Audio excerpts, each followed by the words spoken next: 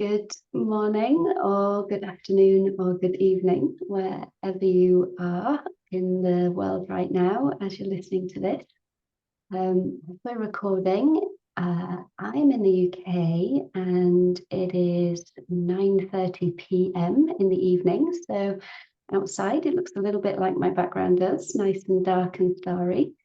And we're here to chat to Michael Allison. Michael, what time is it where you are and where are you? I am in Santa Barbara and California, and it is just after 1:30 p.m. So I'm 8 hours. It looks like I'm 8 hours behind you. 8 hours behind and a little brighter than the dark sky we have here. Yeah, we have sunlight. So we are going to be together for about an hour, maybe just a little bit longer than that. And we're going to just go on a journey and an exploration, I guess, into what brought you here, what you've picked up along the way.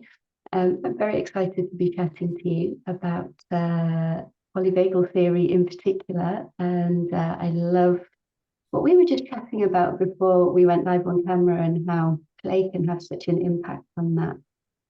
But before we start with um, getting into that, I'd love you to tell us, to give us like a few stepping stones, or to give us a few kind of pointers as to what brought you here. From the place, our theme is expansion, breathing beyond the known.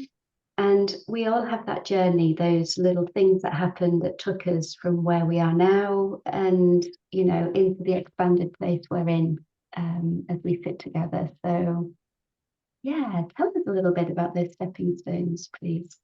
What a great question, and one that I haven't really heard before put that way. And I love it because it really is a journey. And the way I see it too, it really is an expansion. And the journey is the same journey that I think we all as humans are on. And it's this journey of getting to a place in ourselves where we no longer feel like we need to defend and protect, or even to hide, or to withdraw or disconnect. But we can actually show up in environments like this we haven't met before, right? And yet I could feel your genuine warmth when we first met, right? And also your excitement to have this conversation, which immediately made me feel on the inside welcomed and safe and at ease, right? And that is the journey, is we're little by little stripping away the masks, the guards, letting down any of the hypervigilance when we can, to actually tap into who we really are, and to eventually trust that who we are is actually good enough to belong.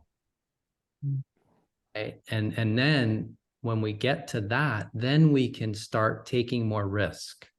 We can start sharing that with others. We can start expanding. We can start expanding where we go, who we meet, where we take ourselves, or where we naturally find challenge, and still have enough of our own sense of safety and connection and belonging to navigate that in a way that really aligns with who we really are. So that is the journey. And I love your question. And that's the journey I'm still on as a human. And I think we're all on together. And breathing is a part of that. But to me, it's a part of it. It's a very important part. But so how did I get here? Well, I'll go back. As a kid, I was in a very unsettled home. A lot of us have been. I in a place where my father would erupt and you didn't know when he might erupt. And so you were always on guard and walking on eggshells and really just careful and guarded. And he was also very, very hard to please. In other words, like you could really, I was a baseball pitcher, right? So I was a pitcher, and it was a really good pitcher. And you could have a great game and make one mistake and he would center in on that mistake, right? And so growing up in that environment, my body didn't actually feel safe. My body actually was on guard and highly motivated and driven and pressing and all of that. And so I ended up, that was kind of how I grew up, in an unsettled, very more easily agitated, revved up body to protect itself. And then I met a girl when I was a high school junior, going into my senior year. And it was more than her, it was her whole family. And this girl and her family took that unsettled, a little bit angry, even agitated kid, and they contained it with enough trust and support and love that it became play. It became, I'm okay, right? And that was a big moment for me, and a big change in the trajectory in this path to expansion. And I was able to see and to feel what it really means like to be in a nest of safety, surrounded by those who actually do provide enough security, enough stability, and enough sense of belonging without the evaluation, that it changed everything for me. Mm-hmm. That was the beginning of this journey, really. But I think we're all on it in different ways, and we're on different stages. Yeah, absolutely. And just listening to you speak there, Michael, of the kind of contrast, you can almost get a sense of the trajectory that you might have been on had that intervention almost not happened. Yes. And we're seeing the kind of fruits of the trajectory of that, like little change in providing some safety and some trust. Yeah. Yeah. And that's what, thank you for repeating that and really seeing that. And that is what, when I first then sort of fell into the world of polyvagal theory, it made sense of that shift in the trajectory. It made sense of the path I was on and why I was getting angry and more agitated in that path. But then it also made real sense of why that little change actually was a big change, and why that changed into a different trajectory. And so that was the catalyst for me. Well, this makes complete sense in my own life. And I just dove really deep into science and all of the body of work by Steve Porges. And then I've owned a wellness and fitness center since 1999. Okay. So I've been working one-on-one with people for 25 years or more. And what started out as really kind of fitness and movement really moved into habit change and creating different patterns that would actually support who you really wanted to be in the world, right? Which then, at the same time I discovered polyvagal theory, it actually explained why habit change in behavior science only works up to a certain point, because a lot of our habits, a lot of our patterns are our own attempts subconsciously to find safety, to find some sense of control, to find regulation, whatever word you want to use.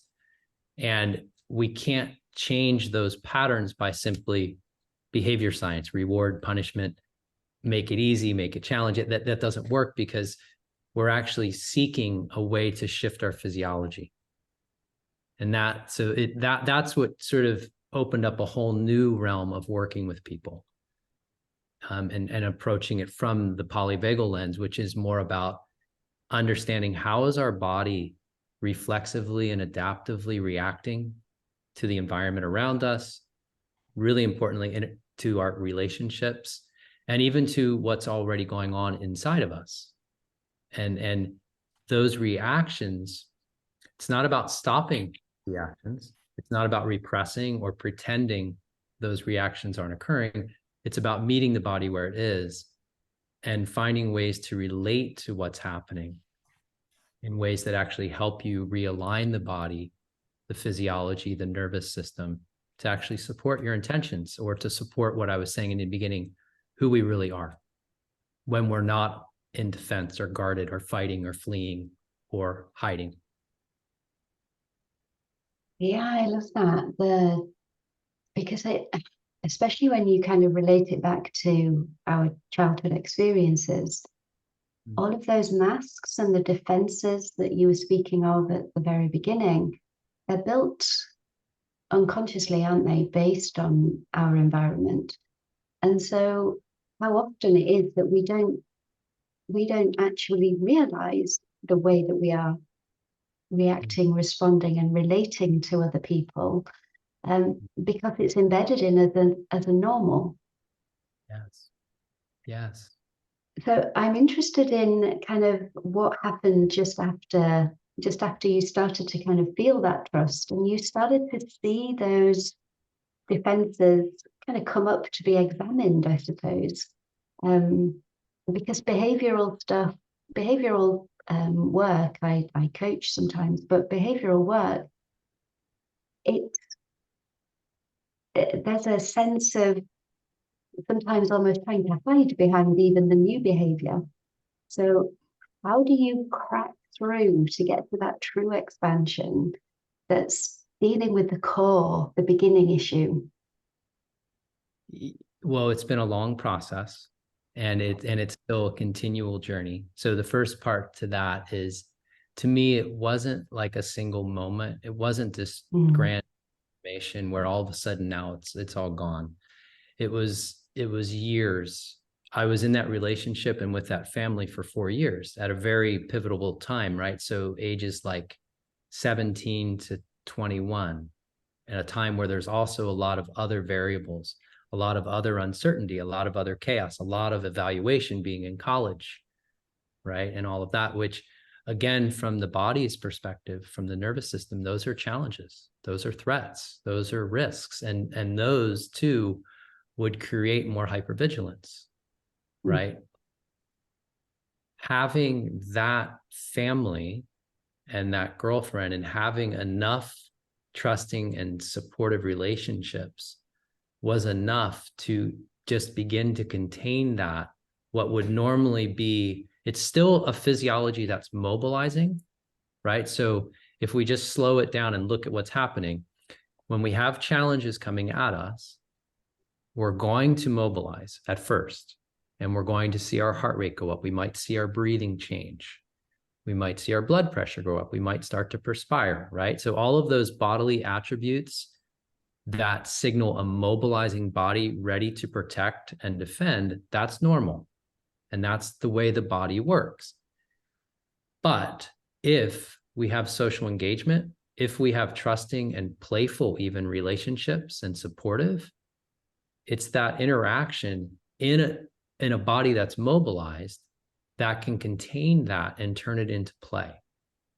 That's what dance therapy is, right? That's what any type of movement therapy is. Really, they're taking a body that feels more comfortable being on guard and mobilized, and then they're bringing in some social interaction and turning it into play and turning it into actually the beginning of trust. Because if I were to had to sit down with a stranger in that body and say, now we're going to meditate, or even now we're going to breathe together, right? Even if like in a body, which is a really good point for the audience, right? Like, so if we have someone we're working with and they're in a body that was like mine back when I was a teenager or a kid, it wasn't actually safe to be still. Like, that's letting your guard down. And so if you're with someone who you see is they're always moving or fidgeting, or there's a lot of muscle tension, right? Or in their face, there's not a lot of expression, or they're breathing really, really quickly, that tells you that that body is more mobilized. And so to tell that body to sit still and be quiet and even just breathe, that could be really a feeling of vulnerability, not actually tapping into accessibility. So in my own trajectory, I don't think I was still comfortable a whole lot in stillness, except in those relationships in that specific family. So it was a progression. I was comfortable playing, and I played a lot of sports and team sports, which also helped because now you're moving, but you're all together. You're engaging, you're using voice, you're using gesture. So those are cues back and forth that we're a team, we've got this, but it's still safer because we're moving. And then little by little, you begin to learn in your body. It's not learning like learning, it's your body begins to trust that you can actually now slow down together and you can actually be still together. And then that's what we call intimacy, right? Mm-hmm. Intimacy is when we feel safe enough in our body to be in proximity with another. And maybe we were not even talking, but we're in the same space. And that's kind of the ultimate goal, is to get to where we are in bodies that trust that it's safe to be safe with another. And then that is the expansion, which is what's been my own life, is then little by little, that expands to people I don't know, like you, right? And then we get into where we're both exchanging cues of, hey, you know what? I am okay. You can trust me. I'm okay. You can trust me. And we're sending those back and forth to each other to where our bodies, again, settle into that space. And this feeling of accessibility no longer feels like vulnerability. Mm-hmm. And that's what happened to me over time. I love that. It's so interesting in the kind of the expression there of intimacy, of being able just to be quiet in your own body with someone else. And it brought up for me the question of kind of intimacy with self. So where did that fit in? Did that come first or afterwards? That ability to sit and simply be in your own self and in your own body? That actually came second for me. Mm-hmm. Me, the intimacy with another, with her family, with her brothers, with her mom and dad, even with that whole unit, that came first. And ultimately, that in our development, that is what is to come first, right? When we're born, what helps the body, the nervous system to actually trust others is to have that first, that co-regulation together, that being safe in the arms of your caretaker. Mm-hmm. That is where it is meant to be first. And in my case, that's what came back first for me. And then when we broke up and it kind of all unraveled and all of that, I'm not married to her, I'm married to someone else. And so but when that all unraveled, that's when I had to get to that place of what you're asking, is how did I then get to where I was actually okay with me? And that was a long process too. I would say that was a good 5 years, maybe more, of being now more alone and doing a lot of different things for myself, whether it was therapy, whether it was a lot of journaling. I've always exercised. That's always been a part of my life. Creating a lot of lifestyle habits and environments that would nurture a safe body has always been really important to me, whether it's living in a place where there's nature readily available, whether it's being in an environment that can be quiet, or playing pleasant music. I'm not someone that plays music to get intense. I play music that settles, or that's more play-based. So I developed a lot of these more what you would call external resources, environments, other relationships, other daily practices that little by little, again, created the physiology that would support being alone in stillness, because that's a big ask. That's a really big ask, right? And that's why a lot of us have pets too, right? So like I have my dog, and so there's a heart on the screen. So that too, we co-regulate, or we play, we have a connection with our pets, which again, we don't feel alone. We're not actually meant to feel like we're alone. Mm-hmm. We're actually evolved to be social beings. We need each other. And at the same time, there are times in our lives where we are alone. But having the image and the felt experience of being with another while being still and safe also can help with those moments of when we are alone. Does that make sense? It's having that experience and image. So even in a time like, say, I have two daughters now, and we're empty nesters. My wife and I are empty nesters for the first time in 23 years. And yet when I'm alone, if I start to become unsettled, I can pull up an image. I can look at a photo, right? And I can, right? And so again, I have the environment around me and still experiences that I draw on, because really we're not meant to be alone. And I'm not afraid to say or to even feel that I want to be with others. There's nothing wrong with that. We're kind of on this, our culture, like we were talking about earlier, we're kind of on this, aside from the culture being so, I think we were talking about how ramped up and productive and all this we have to be, and how much we have to cognitively learn and process. We're also in this culture that just, I lost my train of thought. We're in this culture that doesn't really support this idea that we co-regulate, and that's as important. We're on this journey of, quote, self-regulation. And I'm saying self-regulation is a resource so that we can co-regulate. But co-regulation is the ultimate goal.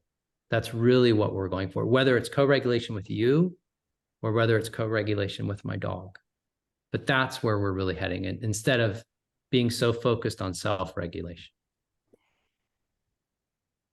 Yeah, I'm an astrologer, and the axes of the axes of that, the opposites of that self and the other, they are one of the axes. They're the opposites, and each supports the other, doesn't it? You know, that ability to be on your own supports your ability to be with others, but your ability to be with others is the thing that allows you to belong and be yourself. Yes. And in what polyvagal theory articulates is that when you're in a physiological state that is basically safe enough, that's supporting homeostasis, right? That's optimizing your resources toward your health and your wellness and your recovery. That state in your body, which is being regulated by your nervous system, by your autonomic nervous system, that state also fosters exchanging warmth and welcome with someone else, versus being on guard and sending and broadcasting warning and danger. So that physiological state that we can help foster through those self-regulatory skills, the self part that you talked about, through how we're breathing, through our posture, through where we're putting our attention and trying to feel more at ease, the music we're listening to, that too fosters how we interact, which then creates this feedback loop that keeps reinforcing that physiological state of health and wellness and recovery and more social interaction. So they're on opposite ends, and yet they come together to create what is really optimizing our health and well-being. For you, where does the breath fit into that? I see it definitely as a partner with polyvagal theory from the little I know. I'd love to know about your thoughts around it. The breath is both a reflection and a portal into our physiology, right? So we kind of already mentioned it a little bit. So as we're reacting reflexively, adaptively, beneath our subconscious control to the challenges in the world, or even to the safety and the connection in the world. But as we're reacting to the features around us and between us, and even what's already going on in our body, as we're reacting to that, our breathing changes, right? So as our physiology changes and moves either more toward defense or attacking or even withdrawing, and kind of hunkering down and hiding, or it's moving toward more openness or more play or more calm. As our physiology is making those shifts and moves, our breathing is also changing in relation to that. And so for me, breathing is something I'm aware of because it gives me information, right? Are you following me? So it tells me, okay, how is my body reacting to our conversation? How is our body reacting to the environment? Or how am I actually, what's going on in my body? Am I getting too amped up or am I getting too calm? What's happening? So it gives me information about how my body is reflexively shifting and moving. And then the other part of it that ties in, and so that's the first part of how it relates to polyvagal theory, is because it's a very quick reflection of our physiology. At the same time, it's a portal in. In other words, we can consciously change our breathing, right? So we can be aware of what's happening, but then we can deliberately change our breathing. Either we can change the ratio of our in-breath to our out-breath, right? We can change the duration of in-breath or out-breath, right? We can add in breath holds or not. We can do all different things with our breathing as a way to deliberately shift our physiology back into a state that maybe aligns better with the context or with our goals or with our values, right? So that's how breathing relates. Breathing is one of the key resources, right? To me, it's a key resource. And as I was talking to you a little bit before we got on, it's also something I combine with other resources.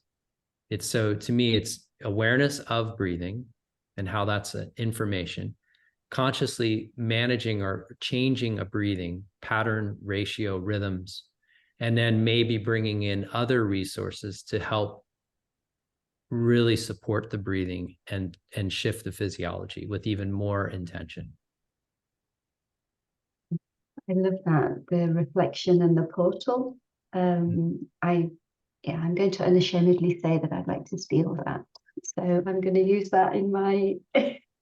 Please take it. when I'm speaking. You've mentioned a few times, and I'd love to explore this a little deeper. You've mentioned play a few times and movement, and obviously your early start in sports is going to have impacted that. But I'm super interested in how you take someone who perhaps is defensive, maybe many more years on top of, you were fortunate to meet that family very young in your life, but imagine somebody very defensive after a number of years of living in a world where they're hypervigilant. I'd love to know, or for you to explain some of the experiences, some of the playfulness that you bring, to just start to break some of that down. So I do a lot of work with athletes and high performance athletes or high performance business executives or teams. And I do a lot of work with actual coaches of teams and different things. And they're often coming from what you're talking about. So they have actually been successful by being really aggressive, right? By being attacking.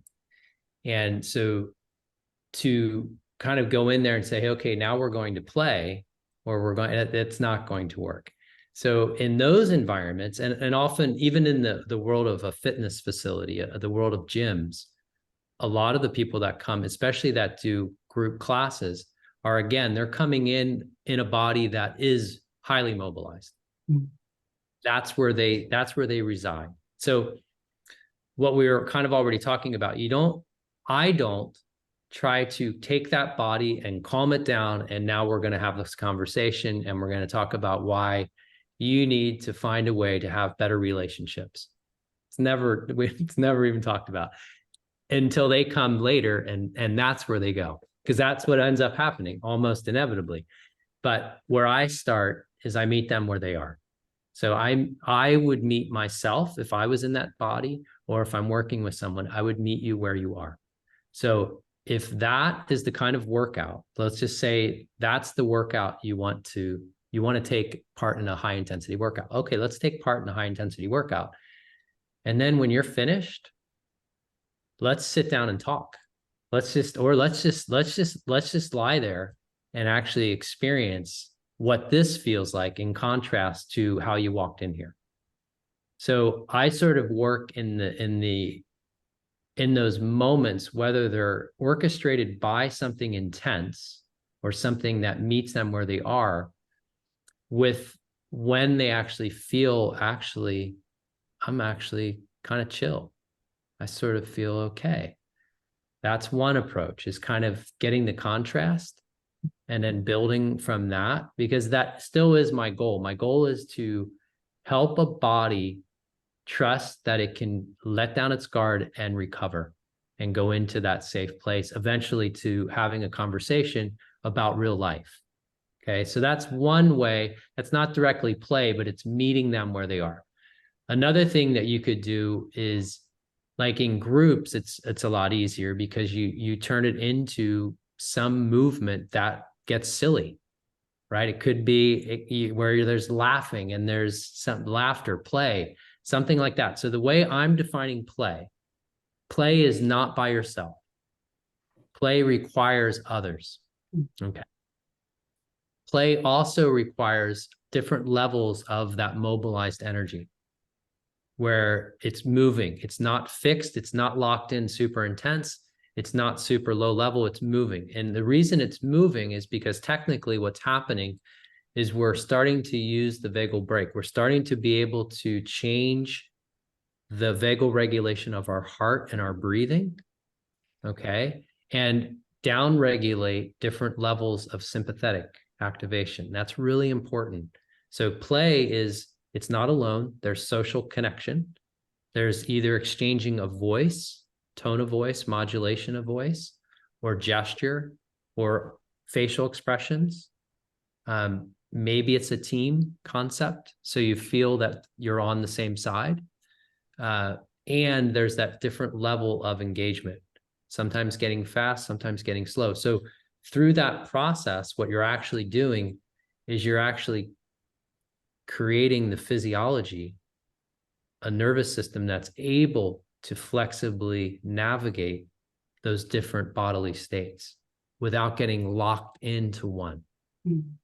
That's why our pets play, right? We used to think that pets are playing to sharpen their hunting skills. No, they're playing because they're actually learning, again, not learning cognitively, but their body is beginning to move through those different states of being highly mobilized, maybe near the edge. Like that's what puppies, if you take a puppy to puppy school, they only let them play together for a little bit of time because they've learned that if they go too long, too much, some of them will lose control and they'll get angry or aggressive.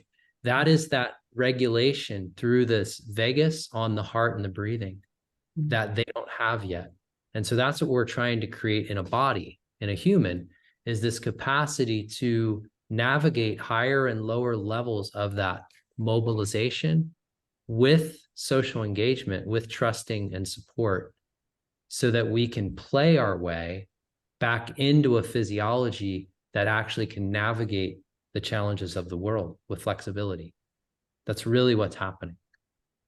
Do you tell people? Do you kind of, as you're speaking with them, are you talking to them about polyvagal theory, or is it just all intuitive? All depends. So like when I'll do like a workshop, I call them play shops. So if we do play shop, often we'll do an experience, and it might be vocal. It might be using our voice in different ways, or partnering up and throwing sound back and forth, which is really uncomfortable. It really is a challenge. And then we'll talk about the experience, what maybe you realized in your body, what was going on, how did you experience it? And then I'll frame it about what's actually happening in the physiology. So I try to combine it. Just like we were talking before we got on about, it's not about just pumping in all this wisdom and knowledge. We have to feel it. We have to begin to experience it. so that because ultimately what we're trying to do is we're trying to get our body, our nervous system, to be able to flexibly move through these different states, whether we're an athlete or whether we're just a human or a mom or a dad, right? Or a coworker, no matter what our role is, the way that we're able to navigate relationships is having that physiology that can move up and down and can have moments of violation, but that violation of expectancy, like if you all of a sudden look away, that's a trigger to me, and my body will have a response. But the more resilient and flexible my nervous system is, the quicker it regroups, so that I don't make up a story about why you looked away and then go all the way spiraling into, I want to get off this call. That was terrible, right? That's what's happening. But that, when you really understand polyvagal theory and you tie it into breathing and all of that, and all of those different resources, you really, it takes the edge off of our behaviors, whether your behavior or mine. And it gives us a little bit of space to regain enough awareness in our body to relate to what's happening inside our body, that we can regroup. And that's really the essence of it. And breathing is a big part of that regrouping. Mhm. I love that, how just something as simple as kind of turning your head away and coming back again It's a cue. can be a trigger, a cue. And yeah, then what do you do with that? If you don't have the skills and the ability within you to begin to regulate, then just something that simple. Right, because then we can go into the story. Spiral. If she was disinterested, what I said was boring, or I said something she didn't agree with. And then you can go down that spiral, and those stories absolutely impact. They come back down and they impact our physiology. Yeah. And at the time, our physiology impacts our psychology, our story. So it's an interconnected system. And we're looking for any way to help interrupt that loop of self-destruction or any of that would be moving us more into that reactive defensive, unless we're in an environment that really needs us to be on guard. So I want to be clear, if we're in a relationship or a context or a situation where we need to fight, or we need to run away, or we even need to hide and hunker down, I'm not saying we override any of that. And in fact, override isn't even a word that I would use in any of my teaching. It's meeting the body where it is.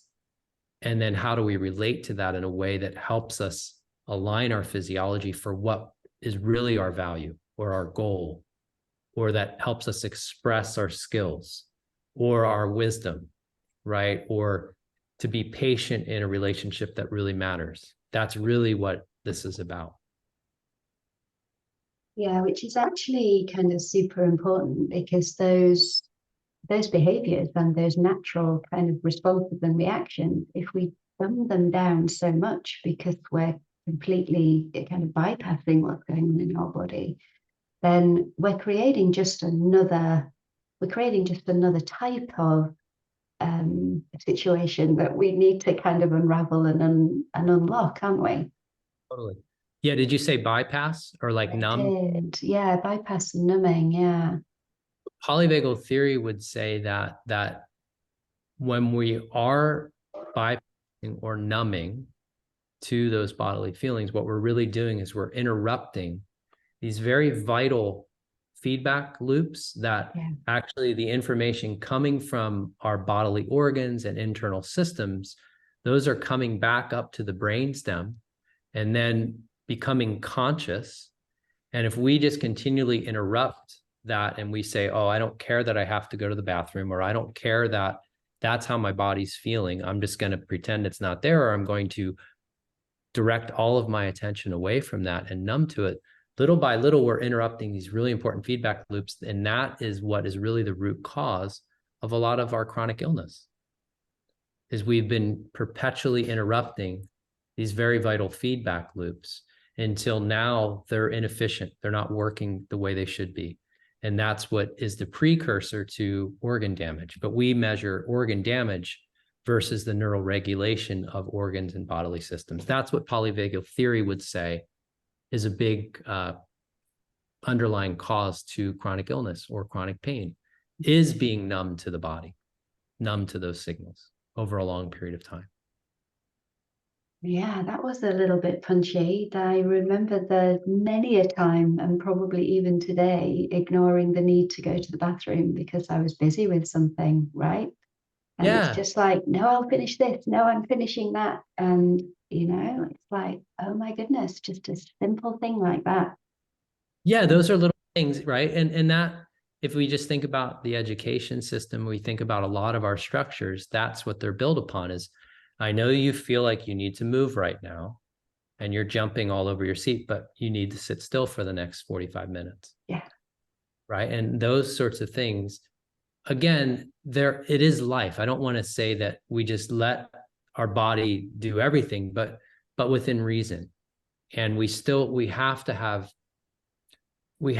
moments, at least every day, or built into our lifestyle that really allows our body to speak and allows us to meet it where it is and really begin to nurture what it's saying.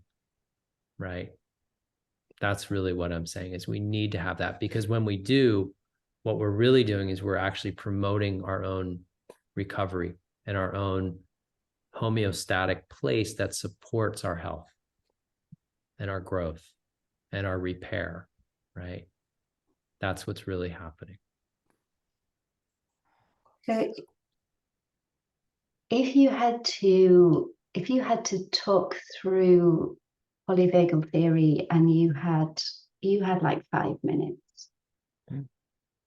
what would you share as kind of key bits of information or key bits of juice and to Great. share?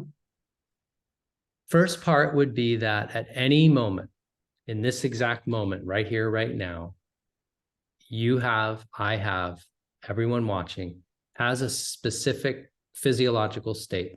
Their body right now is in some physiological state that is influencing how they're experiencing this conversation. It's influencing how it's biasing what they actually even hear. It's changing the neural regulation of the middle ear to actually change the frequencies that they're more prone to hear, right? So it's changing and biasing how we are experiencing the world moment to moment to moment based on how our physiology is being regulated. Now, the only way to sort of know how our physiology is being regulated is if we start tapping into how do we feel? What are the sensations we have in our body? What are the emerging emotions and thoughts that come out of the body? So polyvagal theory is really a story of feelings, of bodily feelings, whether we recognize those feelings or not. And so what we're trying to do is help ourselves build more and more connection to how we actually are feeling in our body, those subtle shifts in our breathing, the subtle shifts in our heart rate, our muscle tension, our posture, all of those things, so that we can, again, do what we can and relate to what's happening in ways that help us actually show up in the world moment to moment to moment in ways that really align with who we want to be. And when we do overreact, when we do fall short, right? When we interact with someone we care about or someone at the market in a way that actually we wish we hadn't, instead of now moving down through this shame and blame and self-criticism, we can see it for what it really was, which in that moment, for whatever reason or reasons, we were in a physiological state that actually didn't feel safe enough, wasn't connected enough and present enough, or didn't feel like it belonged where it was for whatever reason. That's why we came up short. That doesn't mean how we behave is open. It just means that when we fall short of who we really want to be, we can step out of the blame and the shame, and we can see it for what it really is. It was just a body that didn't feel safe enough, connected enough, wasn't being regulated enough in that moment to be who we really want to be. So to me, that's the real story of what polyvagal theory is. It's the neuroanatomical, the neurophysiological, the biological explanation for how our physiological state impacts everything and why that's actually occurring.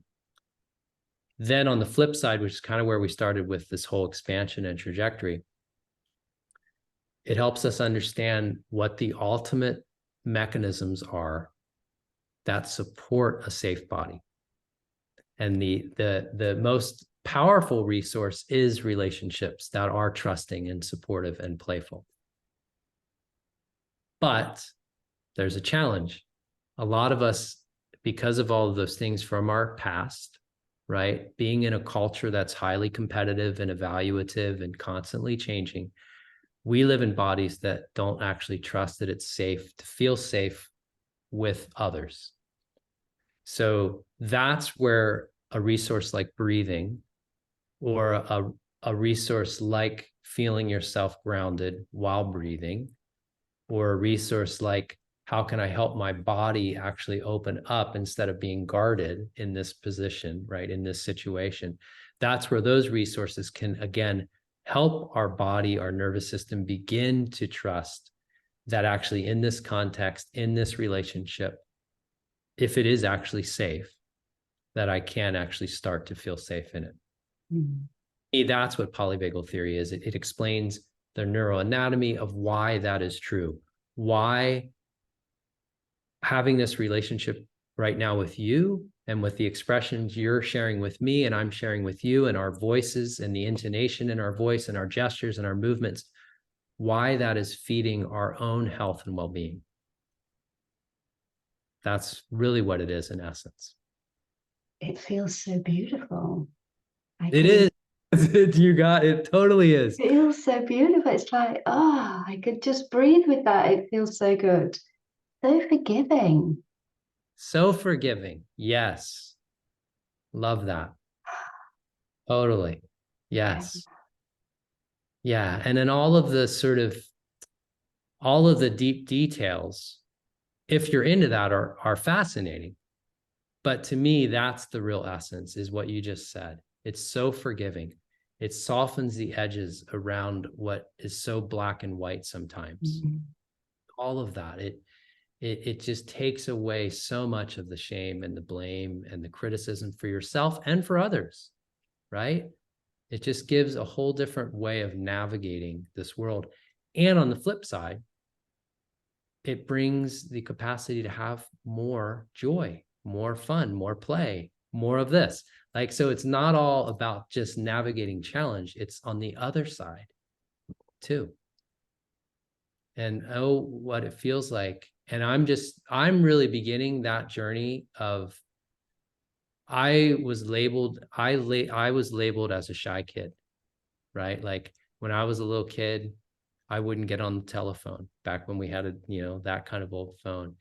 And, but no, so also it helps remove the labels. Yeah. The shyness was only a kid who didn't feel safe. That's all that was. That's not who I really was. And so for me too, like in my own parenting, it's to help remove a lot of those labels that we give others or others give us, and see those as really just reflections of when we're in a body that feels safe or when we're in a body that actually doesn't feel safe and is either guarded or running away or feigning death, wanting to hide. That's all. It's not actually who you are. That's just a different bodily state. And so it's a way to peel off these labels. And then you get to a place where being accessible no longer feels vulnerable. Mm-hmm. And you can now start exploring more and more discomfort because it's not that uncomfortable.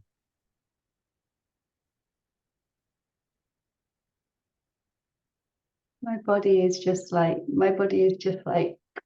kind of just softening and relaxing and just gentling into all of your words. It's such a powerful experience. And I noticed as you were chatting, I'm going to look to one side just now. So just warning you before you kind of get a little bit triggered by that. I noticed as you were chatting earlier that somebody popped a comment in the chat box, and it kind of feeds in here. I'm sure Sven, you won't mind me saying, Sven, she said about the subject of play kind of moving quite a lot inside of her. And you've just mentioned a couple of words that do the same for me, kind of joy and, creativity is often one of those words that kind of is as much of a trigger as it is a permission. And Svenja said, I still often struggle defining what playing means to me. And, what I like, how I like to express myself in play. But it also makes sense that play should actually be something where more than one person is involved. Absolutely. Yeah. But that kind of expression of play and being safe in play and being safe to express joy. Not easy. They feel like the hardest. Am I unique in that? I can't be unique in that. They feel so much harder than surviving. I agree, because of the culture, because of our whole history. Absolutely. Right. Like, so couldn't agree more in that when you watch children play, it is natural. You watch our dog, like I took my dog because we're going to visit my daughter at college this weekend. When I dropped him off at the play area with dogs, he was loving the play. Right. So I think we're naturally meant to play. And again, when we recognize that for whatever reason, the type of play that we're engaged in, right, whether it's partner dancing, or maybe it's even just being on the dance floor. And that by definition is play, right? Because you're moving different levels of up and down movement, and you're with others, you're looking at each other, you're making gestures, you might even be talking to someone. That by definition of play, but that could be really challenging. That could be really uncomfortable. I don't dance. Right. But so there's just information that, okay, in this context, in this environment, my body doesn't feel safe enough to play. Okay. That's totally fine. Where does it feel safe enough to play? And start there. Or is there a way to start getting this body to feel safe enough to play? And it might be, I'm going to actually, in this little group where people are dancing, I'm going to actually turn away and dance, or I might even close my eyes and dance, because that's taking away some information that might be cueing you because of a prior association you may or may not be aware of. But for whatever reason, meeting the body where it is, that says, okay, for whatever reason right now, my body doesn't feel safe to play in this dance. That's okay. But how might I help it? How might I help myself? Where else can I play? Because the physiology is still very similar. That's what I also want kind of the carryover here, is that the reason from the neurophysiological standpoint to take a cold shower or to do an exercise interval while still trying to breathe just through your nose instead of gasping for air, the reason neurophysiologically is you're building this physiological capacity that will mimic the physiological capacity of stepping on that dance floor that you can regroup from. Do you follow? So you're training, retuning your physiology to have these moves. And when that body starts to feel that same way as a cold shower, when you walk onto that dance floor, what's going to happen is you're going to now have a narrative pop up about why you need to get off this floor and why I hate to dance. And you might, because of all of those cold showers, or because of those intervals, and because of this understanding of what we talked about today, you might have that moment of saying, okay, I feel this body. And can I just let go of that narrative for a second? And can I just be in this body and experience just for 30 seconds what it feels like in this body on this dance floor? And then I'm going to walk off. And then you might come back or you might not. Right? But that's what's happening. So that in addition to it feeling forgiving, very forgiving, it gives us an opportunity to start just recognizing those bodily feelings for what they are without getting swept away by the narratives that are trying to make sense of why the body feels the way it does, which can change everything. So that's the first part. The second part, and I think you're not alone. And in this culture that is so competitive, more people are comfortable competing and trying to win or beat somebody than they are to play. Yeah, for sure. But in the world of performance, what I would say is that even if that's true, you feel as though you need to be aggressive and you need to be angry and you need to just dominate this player. I can guarantee you there's an even higher level available, because when you've been at your best, did that feel like you were trying to crush somebody else, or did it feel free? Did you feel like being evaluated in that moment, or did you not have a care in the world? You were just floating through. So that tells you that there actually is a higher level, and that isn't fighting anymore. That's actually free. That's what I call the play zone. That's what, and there is, and absolutely it's there. But most people are more comfortable competing than playing. I wonder if there's a kind of a definition and a word thing that's at play here. Again, the kind of I felt those kind of levels of, you know, I don't feel particularly competitive except with myself, but I think there's maybe play is frowned upon when you get to a certain age or a certain, you know, how often do we play at work, or, you know, unless you're in a progressive company. So I wonder if it's a word thing that kind of, if we had a different definition, and it goes back to Svenja's kind of thing, what does play actually mean? How do you define it as an adult? I couldn't agree more. Play, the way we look at it culturally, is it's an interruption to our productivity. Yeah. Really about us producing, Yeah. not playing. Play is a waste of time. And I'm saying actually play is vital, even if productivity is still important. Yeah. Because play is creating this physiological capacity to produce more, but more than that, to actually produce art, craft, your craft that's actually at a higher level. That's actually not just producing, but is actually creative, which was your word, creative. Mm-hmm. Might even be stepping out of the box. It might be problem solving in a new way. So we've devalued play, I agree, versus seeing if maybe more of us understood that play is actually building the capacity in the body to have higher levels of performance and productivity, it might become more valued. Yeah. It's a little sad though, isn't it? It feels really sad, you know, that contrast between how beautiful and how safe the body felt when you were talking about polyvagal theory, and how it all just, you know, it's nothing but an unsafe body, versus, yes, you know, let's try and turn this into something that makes us more productive. It's like, oh, so sad.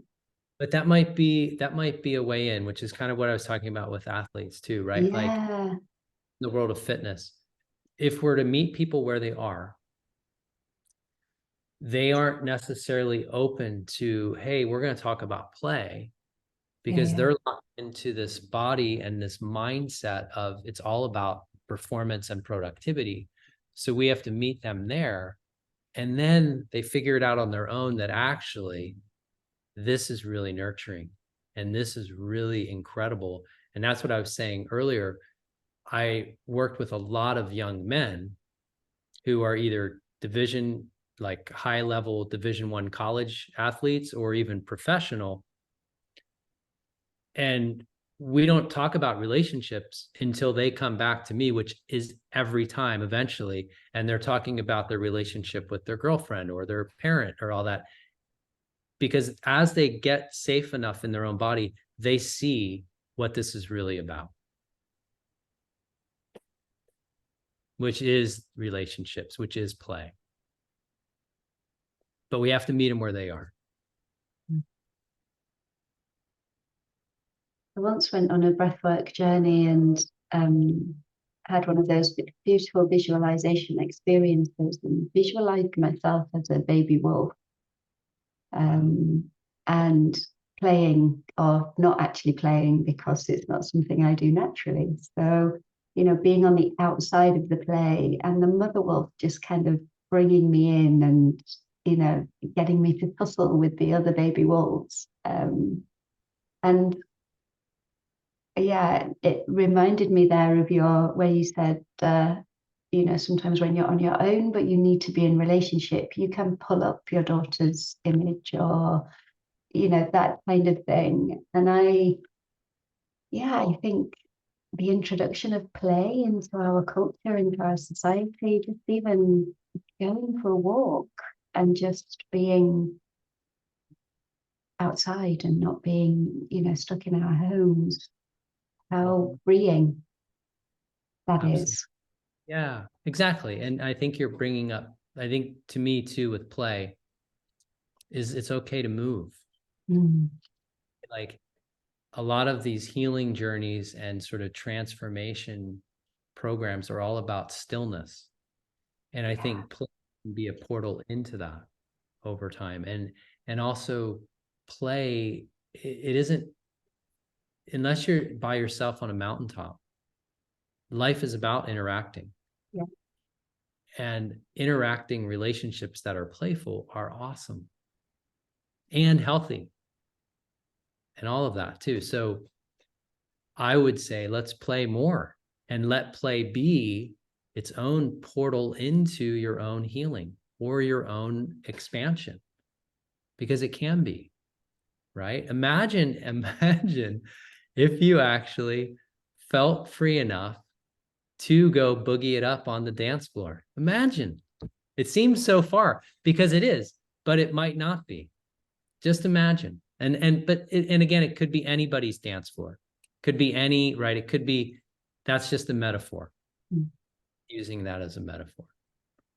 For imagine actually playing through different parts of your life. Imagine. Yeah. I think that is my life's work, Michael, learning how to play life instead of working life. I have one more personal question, if I may.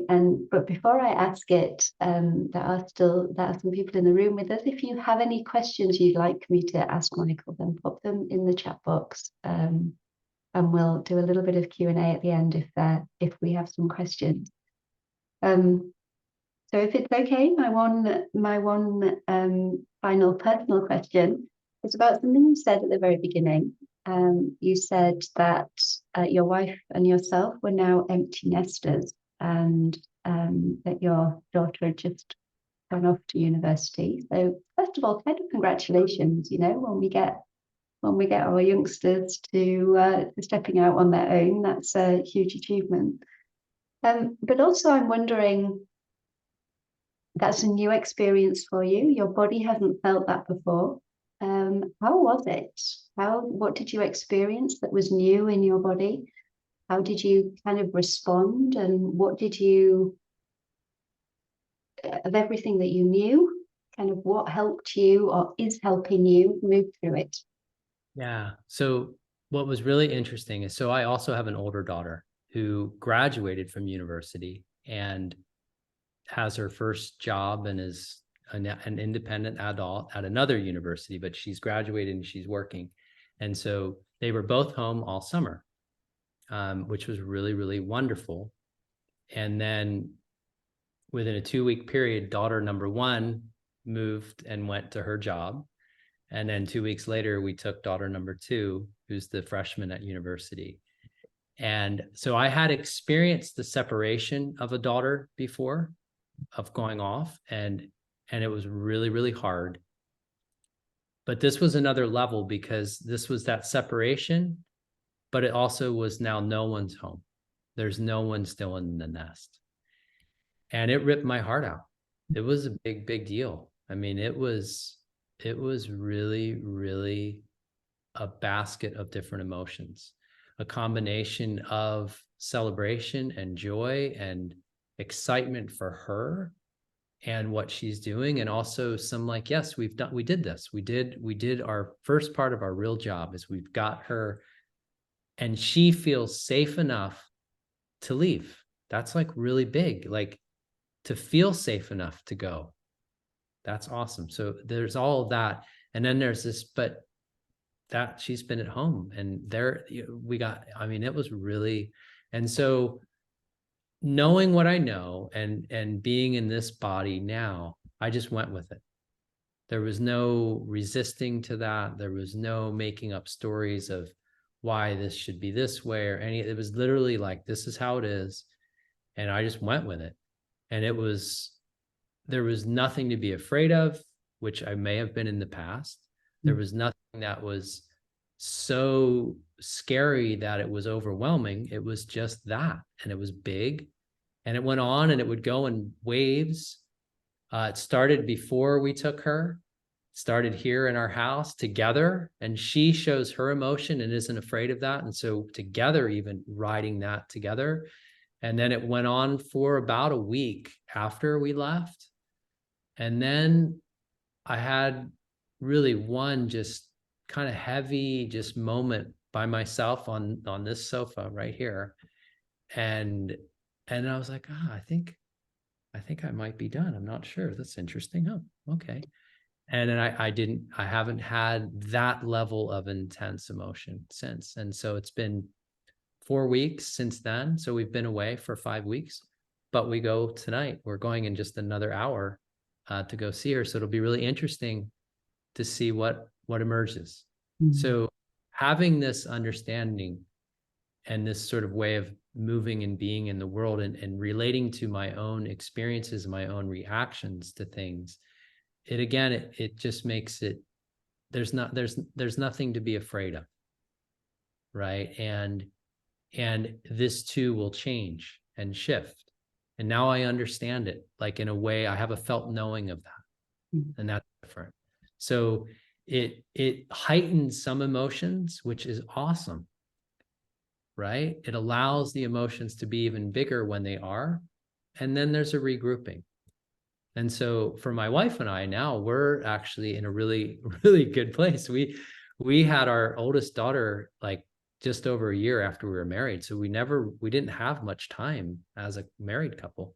So we're kind of digging it now. It's kind of like, she's a teacher librarian. So she works every day. I work every day, but it's just easy. It's kind of chill. It's kind of nice. We have our dog, and we go on walks, and we don't have to stay up late waiting till they come home, or waiting till they come home and waking back up, and then so there's an ease and a niceness to it. So that's thank you for asking that. I love that. I love that relaxation into simple experience of the emotions, just allowing them to be, because then they don't become stuck, right? And we're not battling with what's going on inside us. And how quickly then they move through and the next thing happens. They really do. Yeah. Thank you. I have a hand up, and it's Svenja, our festival director. So I can just pin her, I think, and she can ask her own question, if that's okay with you, Michael. Is that okay? Absolutely. I'd love to hear a question. Excellent. Yeah, so I'm adding you in, Svenja. Amazing, thank you. Yeah, just something you just said. And first of all, thank you for like the whole conversation actually. Like it's one light bulb after another actually. And I'm like, I mentioned that at the beginning before we went into breakout rooms, but I'm totally into like nervous system work and polyvagal theory. But so yeah, totally fascinating. But something you just said when you spoke about your experience with your daughter moving out and like the emotions that came up, and you said something about like there's just no resisting it, like there's nothing to be afraid of. And my system, like internally, I just started laughing because basically I, I have like massive emotions coming up. My whole system goes like, we're not feeling this, like that, like, and I know where this is coming from. It feels very overwhelming, but like I think my question was around like how do you what do you actually do? Like I know for me it takes days of resisting before at some point I go, oh, it's like I really need to feel this now. And then obviously it does open up at some point. Yes. But any advice, I think is my question. I, first off, I really appreciate you sharing that, and really, and you're not alone on that. What first helps me, because I am kind of a deeper thinker, and I sort of really do want to understand what's really going on in the body and the science. That's really important to me. First is then just knowing that the emotions are just emerging out of different shifts in physiology.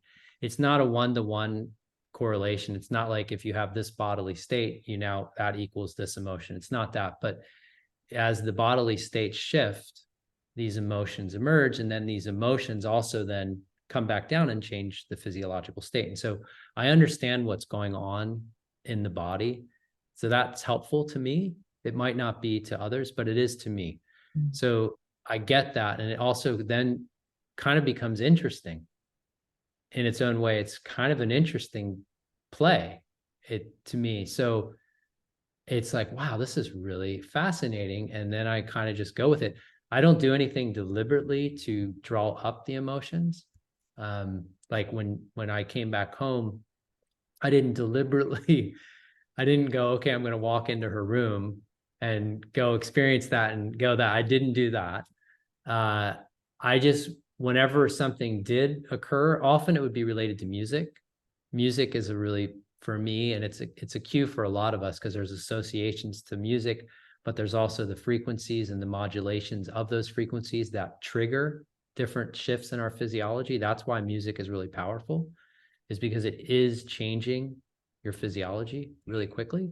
And so often music will trigger something for me. And then if I could, I would just let that go. And I would just, okay, and just feel it and be with it. And at the same time, if it starts getting for you overwhelming, do you have some resource that you can kind of draw on, whether it's remembering it will pass, whether it's, okay, can I help myself breathe a little bit differently while I'm experiencing this? Can I help myself feel myself supported by my sofa, right? Or I mean, my wife was with me sometimes too, and I had to be careful with her because if I really was having my own emotion, then in her own way, she didn't feel safe to have her emotion, right? And all of that. So I didn't do a lot with her, but if like I would wake up in the morning and for whatever reason it would happen right in the morning and she'd be lying there and having her next to me, even if she wasn't awake, right? Just that was comforting, and reminding myself that the nest is empty, but she's still here. And Finn, our dog, is still here. And there's the phone. So it's whatever. I think the real key thing for all of us is it's whatever our bodies will welcome. It's not what someone else tells us works. It's whatever our bodies welcome. And what it welcomes may be different depending on where you are in your physiology, right? So if you're in a highly mobilized body that feels under threat, but it's more mobilized, what it welcomes will be different than what it welcomes when it's moving more into that shutting down and withdrawal place. So it's recognizing that what it welcomes will be different, and having some resources, but not making anything change, just reframing what might my body welcome in this. I hope that was helpful. It's a great question. It was totally helpful. Thank you so much. And like, there are so many things that you just mentioned that totally make sense and that work, and I could just follow up on those things. But I do think like the main thing for me that like I keep realizing whenever I like dive into like generally working with the nervous system, or like even trying to understand more about it, coming back to something you said before and we spoke about at the beginning, is how our society is not like welcoming things like that. Like just the whole, oh, something's coming up for me, I need to take the space, or I want to take the space to feel it. That is like, again, not productive, or not like, we don't have that space here, we don't have that time here. There's the urgency culture. So I think that is also part of like giving ourselves the grace and the space actually to feel what is there, and to allow ourselves to be with everything. Yeah, love it. The space and the grace. Beautiful. Yeah. Thank you so much, Mike, for your answer. Welcome. Great. Thank Thank you. you, Sonia. I'm going to unpin you so that my phone's on the screen again. And just finish with, well, first of all, my thanks. I've loved every moment of this, and I hope you've had a good experience here at the Inspiration Festival too. Yeah, thank you very, very much. Thank you. And I'd like to, maybe it'd be very happy just to have a breath together if that's how you would like to end. But I would also like to just give you the opportunity to maybe say one more thing to leave with the people who are listening as they go. And I know that's a bit of a strange question, but just taking a moment and maybe just feeling what's in your body and sharing that with us. Yeah. Well, we've talked a lot about sort of the challenges, and we talked a little bit about play, and we talked about to sort of the urgency that society puts on us, right? And at the same time, there are always available to us some cues that our body will welcome as safe or reassuring.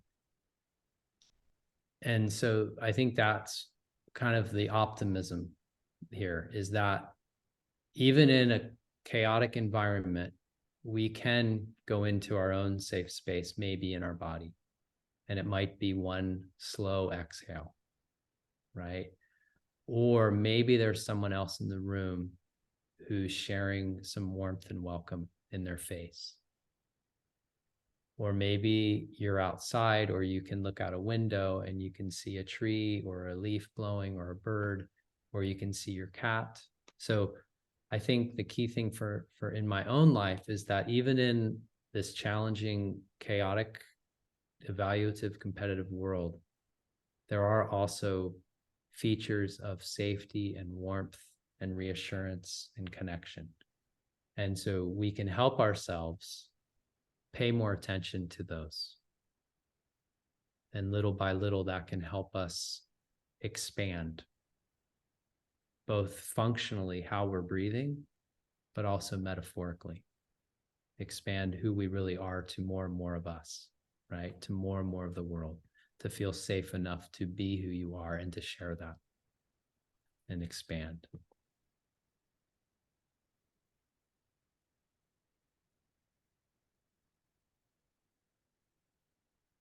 Thank you, Michael.